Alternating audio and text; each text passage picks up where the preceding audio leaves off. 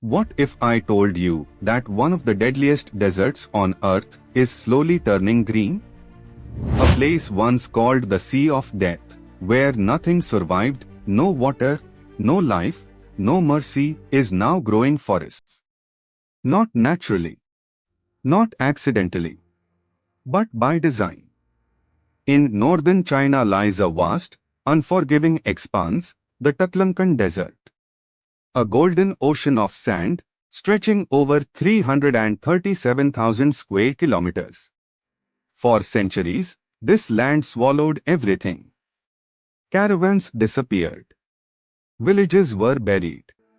Even maps feared this place. Surrounded by the towering Tian Shan Mountains to the north and the Kunlun Mountains to the south, moisture never reached it. Rainfall here, less than 100 millimeters a year, barely enough to fill a bottle of water per square meter. Temperatures swing violently above 40 degrees Celsius in summer, below minus 20 degrees Celsius in winter. And then come the sandstorms. Massive walls of dust rolling across northern China, sometimes reaching Beijing, turning day into night. By the 1990s, people wore masks for over 80 days a year just to breathe. This wasn't just a desert. It was an advancing enemy. The problem didn't stop at nature. Human activity made it worse. Deforestation, overgrazing, excessive groundwater use. The land weakened. Vegetation vanished. And the desert began to spread. Farms turned to dust. Cities faced suffocation. Even the economy felt the pressure. China had two choices: retreat or fight back. In 1978, China chose to fight, launching one of the most ambitious ecological projects in human history, the Green Great Wall.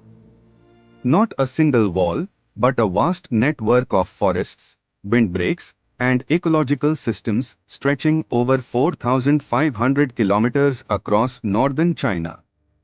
The goal: to reclaim millions of hectares of land, stop desert expansion, and bring life back to the dead. But the question was simple: how do you grow trees where nothing grows? The answer began with something unexpected: straw. Across the dunes, workers built massive checkerboard grids, each square carefully measured and placed. From above, it looks like a giant geometric pattern. But this is precision engineering. These grids break the wind, trap moisture, and stabilize the shifting sand, creating tiny pockets where life can begin. Then comes planting. Drought-resistant species, desert poplar, red willow, saxaul, carefully placed within each grid. Protected, shielded, nurtured. Over time, the straw decomposes, turning into natural fertilizer. Roots push deeper. The soil strengthens. And slowly, the desert begins to change. But trees alone weren't enough. Water was the real challenge. So China turned to its most powerful resource, the sun. With over 2,700 hours of sunlight each year, solar-powered stations were built across the desert. Water is pumped from depths of over 100 meters, then distributed through drip irrigation systems. Along the Tarim Desert Highway, over 200,000 trees now survive in a place where rain almost never falls. Sunlight creates energy. Energy brings water. Water creates life. A complete, artificial ecosystem. To make all this possible, roads had to be built through the desert itself. The Tarim Desert Highway, cutting through over 300 kilometers of shifting dunes. Built under extreme heat, violent sandstorms, and constant movement of sand. Beneath the asphalt lies a hidden structure: gravel, straw mats, and geotextiles holding the desert in place. After decades of effort, The results are undeniable. Over 30 million hectares of land restored.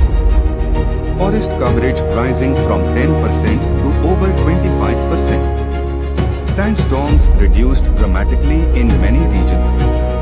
Areas once buried in sand are now covered in green. The desert is learning to breathe again. But not everything is perfect. Some experts warn this transformation may not last.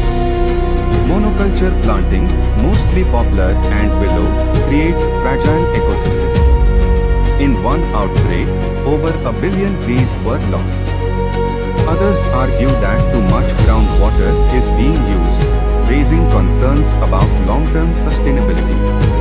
And in some areas, desertification hasn't fully stopped. So the question remains, is this a permanent solution or a temporary illusion? The Green Great Wall stands as one of humanity's boldest experiments. A battle between nature and human engineering. Between destruction and restoration. It proves one thing, even the harshest landscapes can change. But only if we truly understand them. So what do you think? Is this the future of fighting climate change, or a warning about pushing nature too far?